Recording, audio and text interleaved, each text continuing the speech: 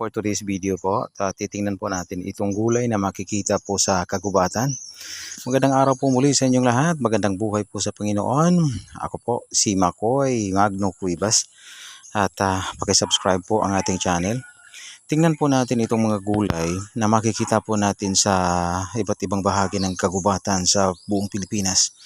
Ito po ay tinatawag sa amin alukon. Yan. Alukon po ito. Gulay po ito. Sorry. Gulay po ito. Gulay po ito mga kamagandang buhay. Okay. Ito po yan.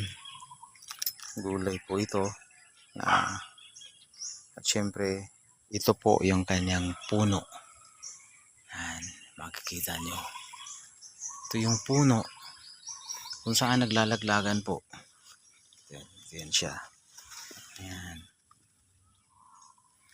Alukon po ito na gulay kung saan makikita po sa iba't ibang bahagi ng kagubatan ng ating bansang Pilipinas, no?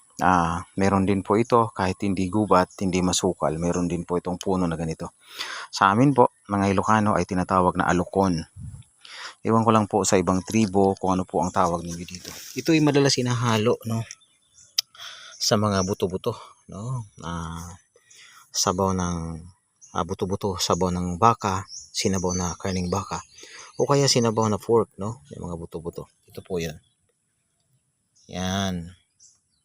Ang gulay na ito ay masustansya rin po. Wala po itong pagkakaiba ang sustansya nito sa ibang mga gulay. Okay, maraming salamat po. Subscribe more. God bless everyone.